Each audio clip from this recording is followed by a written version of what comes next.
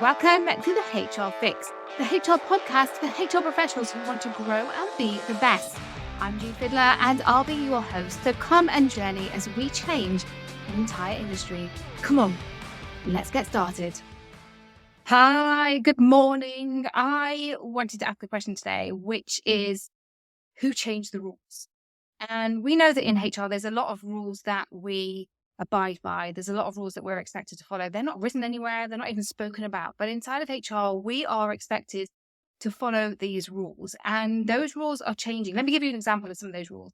So some of those rules may be that we're never told by our employers when we sit down and start our jobs, actually, you must put the company first. You must not find in favor of grievances because that makes us look bad. You must always think about us as opposed to everything else. So everything that you do means that, you're loyal, you have to lie for us, you're committed to us, you're not to take anybody else's side, and you've got to protect us. That's never ever discussed. It's not in any job spec. It's not in any discussions. It's never anywhere. But we know that that's the case. And that's an unwritten rule. And that's probably a good rule. That's a rule that we understand. It's a common sense rule. But there's other things to do with the way that we handle grievances. Again, they're not written anywhere, but we're expected to follow them. There's other rules that's to do with negotiations. There's just rules of the game, right? There's rules of things that we're supposed to do. Let's start with negotiation. So a typical negotiation. So if I'm working for a claimant, if I'm working for an employee, and I'm putting forward an offer to ACAS, to the respondent that the employer is going to be responding to, then I might say to ACAS, I'm going to put forward an offer of £10,000 in order to settle a claim. Then the employer might come back and say, well, we don't think you've got any claim, but on the basis of, we can't bother to go to tribunal, it's going to cost us to defend the case. We're going to put forward an offer of £2,000. So I'm at 10, they come back at 2.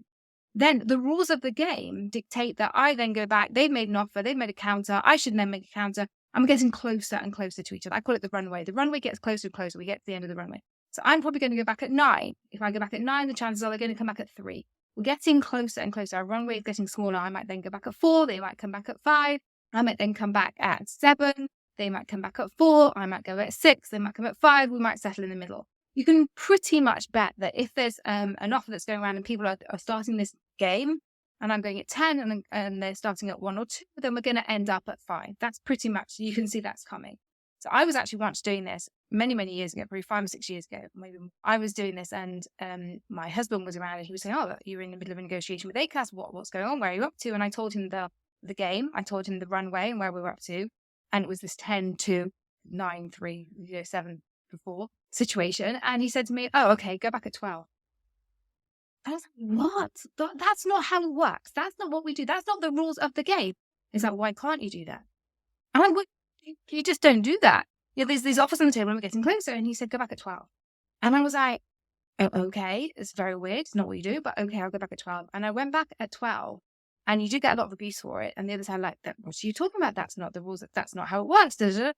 And then actually that case settled at 10.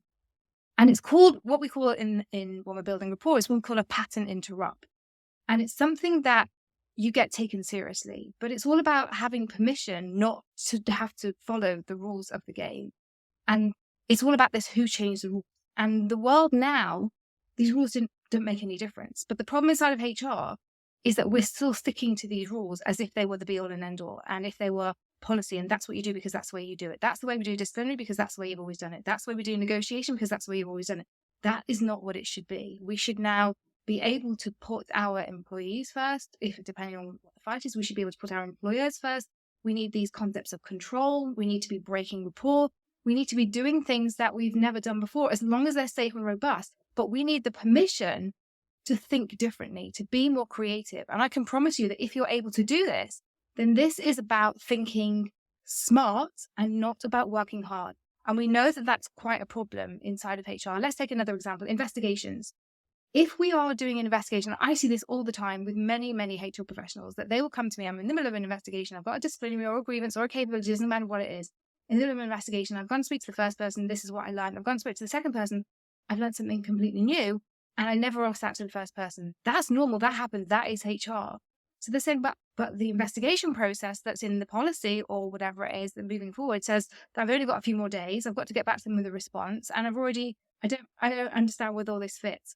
What is wrong with going back to that first person, or even bringing in a third and a fourth and a fifth person and asking them about these issues and extending the time, being open and honest with the person that you're investigating for, or whatever the issue, wherever the issue came from, going back to them and saying, actually, this is what I've now found out, and this is what I need to do. Do you support me? Do you want me to go there? How do I do this? What do I do? What do I look for? Being what we call employee centric, breaking down the rules, because you know that common sense is more important than these silly rules or these silly processes or these most of them are limiting beliefs that we've got in our head. The one with negotiation is a limiting belief. No one told you that you have to get closer and closer in a negotiation. Just what you've done, and it's just how we're programmed to work. It's a limiting belief. And the same with investigations. Why can't you break the rules? Why can't you go and stop time and go and speak to other people you've already spoken to? There is nothing against it. If you go, oh, it looks like I didn't do a good job in the first place. That's not what it is. It looks like you're doing an amazing job now. You've got new information. How you position it, how you build rapport with them is a separate thing. But going back and asking these questions is actually something that's expected. Another example is following the process, very similar to investigations. When we're doing a disciplinary, well, I have to do my standard operating process. I have to take my instructions, then I have to write out to invite to a meeting, then I do my investigations, then I have my meeting, and then I send my outcome. Why do we have to do this standard 5-stage operating process? It doesn't allow for other things to come into the process. It doesn't allow for additional investigations after the meeting. It doesn't allow us to go and speak back to the employee after we've done investigations to ask them what else we want to follow. It doesn't allow for all these variables. And we all know that HR has variables. HR is all about the variables. It's all about the individual needs. It's all about making sure that we're protecting ourselves, but that we're also protecting a process, that it makes sense, that we're doing things in the right way for the right reasons, not just following a process. That's a huge problem for us. Another example would be, I have recently started recruiting for HR roles, and I'm doing it on TikTok. And that is breaking down all the rules. And the responses that I'm getting from candidates is really interesting. So I'm interviewing for HR roles. I'm putting out posts on TikTok, and people are coming back to me and saying, and I say in the actual post, DM me. If you're interested in this position, I give out what I want people to know. I don't give out the answers to the questions, but I give out what I want people to know. So it might be a limited experience or limited qualifications, but you've got to have some knowledge of employment law, something like that. And then they will direct message me. And in those direct messages, I have a conversation. And it's basically, oh, obviously, I'm looking for somebody and they're looking for a job. Obviously, that's part of an interview process, but it's not an interview. And I get to find out so much from these people. Every single person who's applied, I'm having a direct message conversation with them. And some of them are saying, where can I send my CV? And I'm like, well, that's not what it said. And, post said we're having a conversation. Other people are coming to me and saying, well, I've got very limited employment law experience. And I said, oh, well, that's great. What does that look like? What have you done? So they'll come back with things like, well, I'm able to apply the national minimum wage. I'm like, is that really employment law? But we're able to have this discussion. Other people are saying, I love the job, I love the opportunity, but I'm worried that I don't have the right experience. This is what I've done. Can you help me? Is this good? And that shows their personality. Some people will wait 5 weeks and then they apply afterwards, after the closing day, and say, is this job still available? And it just shows so much about the conversation. Other people will wait 5 days between a DM. Other people are there because it's important to them and they want to answer straight away. And obviously, none of those things are binding. None of those things are, well, you didn't respond to me and I don't care what's going on in your personal life. It's the most important thing to me. But how they react, how they position, how they respond, their attitude, their manner, everything, the way that they want to find out more information is so important. I could never find that out in an interview situation. I like the fact that they're relaxed, they're sitting at home, they know what they want, and we have an honest conversation. I don't think this is the job for you because actually you probably need a bit more experience, but I think you've got an amazing CV and I think, we should stay in touch. And that has happened in so many cases. But just to have that, I am breaking down the rules. That is not a normal interview process, but it's working. And if ever I was questioned, how many candidates did you get? I've got all my background there. I've got all my information there. It's all on TikTok. And people have turned around and they appreciate it. Actually, do you know what? And I can give them a boost as well and say, this is the sort of job that you should be going into. You've got an amazing CV. It's a really interesting way of looking at things.